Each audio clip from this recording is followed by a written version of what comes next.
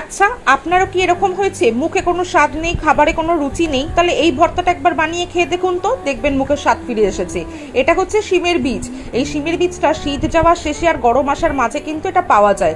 শিমের বীজগুলোকে ভালো করে ধুয়ে আমি হালকা সেদ্ধ করে নেব, মানে ভাপিয়ে নেব। তারপরে কড়াইতে আমি অল্প পরিমাণ তেল, কালো জিরে, শুকনো লঙ্কা ফোড়ন দিয়ে বেশ কিছুটা পরিমাণ রসুন দিয়ে ভাজা ভাজা করে দিয়ে দেবো দুটো মাঝারি মাপের পেঁয়াজ।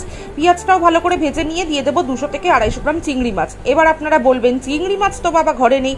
আচ্ছা, নেই তো কি হয়েছে, শুধু শিমের বীজ দিয়ে করে দেখুন না, এতেও কিন্তু টেস্টের কোনো হেরফের হবে না। তারপরে শিমের বীজগুলো দিয়ে একটা কাঁচা লঙ্কা দিয়ে নুন মিষ্টি দিয়ে ভালো করে 10 থেকে 12 মিনিট ভাজা ভাজা করে নেব। আর হ্যাঁ, ঝালটা আপনারা আপনাদের পরিমাণ মতো দেবেন, আমরা একটু কম খাই বলে কম দিয়েছি।